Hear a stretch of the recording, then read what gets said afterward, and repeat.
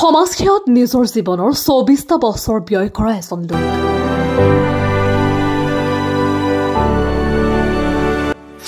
খান ভাই নামেৰে পৰিচিত যুৱকজন ২৪ বছৰৰ পৰা কৰি আছে ৰক্তদানেৰে ৬০জনতকৈ অধিক লোকৰ প্ৰাণ ৰক্ষা কৰা এজন বিশেষ ব্যক্তি খুৰছেদ আলম খান নদুৱাৰ সমষ্টিৰ চাৰিটুৱাৰ মণ্ডলৰ অন্তৰ্গত বঙালী গাঁৱৰ আছে খানৰ পুত্ৰ খুৰছেদ আলম খান ওৰফে খান ভাই বুলি পৰিচিত এজন যুৱকলৈ মন কৰক ২০০০ চনৰ পৰাই সমাজ সেৱাৰ লগত জড়িত লোকজনক কেতিয়াবা পাব ৰক্তদানৰ দৰে মহান কামত আন কেতিয়াবা পাব অঘৰী জীৱ জন্তুৰ বাবে ৰাস্তাত খাদ্য যোগান ধৰাত নহলে পাব ৰাস্তাত বৃক্ষৰোপণত মুঠৰ ওপৰত সমাজ সেৱাই যেন তেওঁৰ জীৱনৰ মূল লক্ষ্য আৰু উদ্দেশ্য বিপদৰ সময়ত অসহায় লোকৰ লগত থকা প্ৰথম শ্ৰেণীৰ মানুহ তেওঁ আৰ্থিকভাৱে সবল নহয় যদিও সাধ্য অনুসৰি তেওঁ কৰি আছে সমাজ সেৱা এনে নিস্বাৰ্থ মনোভাৱেৰে মানৱতা জীয়াই ৰখা এনে লোকসকলৰ শলাগ লোৱা দৰকাৰ আজি আমাৰ তেজপুৰৰ সংবাদকৰ্মী সাকিব আলীৰ লগত হোৱা বাৰ্তালাপত তেওঁৰ ব্যক্তিগত জীৱন সম্পৰ্কে উল্লেখ আলোচনা আগবঢ়াব ওলাইছো তেজপুৰৰ পৰা সাকিব আলীৰ বিশেষ প্ৰতিবেদন অতি সাধাৰণ যেন লগা অন্যতম তথা ব্যতিক্ৰম এজন চৰিত্ৰ মানুহ আমাৰ লগত আজি উপস্থিত আছে তেওঁৰ নাম হৈছে খুৰছেদ আলম খান আৰু এনেকুৱা এজন ব্যক্তি ২০০০ চনৰ পৰা নিজৰ জীৱন যেন হৈ থকা নাই নিজৰ জীৱনটো বেলেগৰ বাবে উৎসৰ্গা যেন কৰি দিয়াৰ নিচিনা এজন মহানুভৱ বুলি ক'লেও ভুল নহ'ব তেনেকুৱা এজন মানুহ আজি আমাৰ লগত উপস্থিত আছে কেতিয়াবা যদি তেওঁক ৰক্তদান কৰাৰ দৰে মহান কৰ্মত দেখা পাব আন কেতিয়াবা ৰাস্তা ঘাটৰ অঘৰী জীৱ জন্তু বা চৰাই চিৰিকটি বা কুকুৰ মেকুৰীবিলাকক আহাৰ দান কৰাত দেখা পাব কেতিয়াবা আপুনি সংস্কৃতি বা সভ্যতা বা আমাৰ প্ৰাকৃতিক সৌন্দৰ্য ৰক্ষাৰ বাবে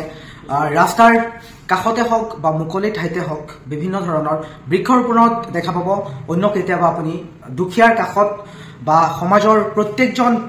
প্ৰয়োজন হোৱা মানুহৰ কাষত সৰ্বপ্ৰথমে যিকোনো বিপদে আপদে পোৱা অতি চিনাকি খান্দা বুলি পৰিচিত তেজপুৰ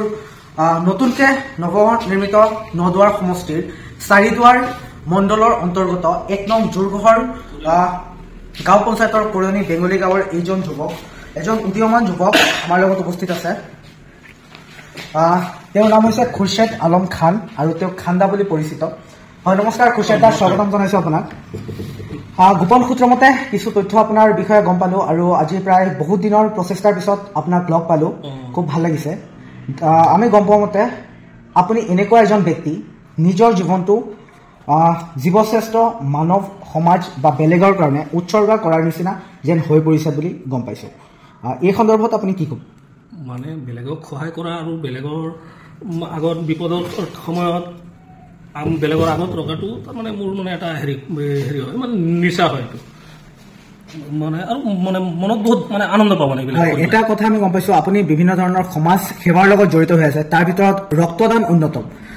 আচলতে আপুনি কেতিয়াৰ পৰা ৰক্তদান কৰিবলৈ আৰম্ভ কৰিলে মই 2000ৰ পৰা ৰক্তদান কৰিবলৈ আৰম্ভ কৰিছো মানে অলমোষ্ট 24 বছৰ হৈছে তেতিয়া আৰু আপোনাৰ মনত এনেকুৱা কি আহিছিলে যে আপুনি নিজৰ দেহৰ তেজ উলিয়াই বেলেগ কাৰোবাক দিয়াৰ বাবে আপুনি প্ৰস্তুত হৈ পৰিছে বা প্ৰত্যেক ৩-৪ মাহৰ মূৰে মূৰে আপুনি নিয়মিতভাৱে ৰক্তদান কৰি আছে আপোনাৰ মনত এনেকুৱা কি আহিছিলে মনত এনেকুৱা ভাৱে আহিছে যে মানুহৰ বহুত টকা পইচা থাকে মোৰ ইমান টকা পইচাও নাই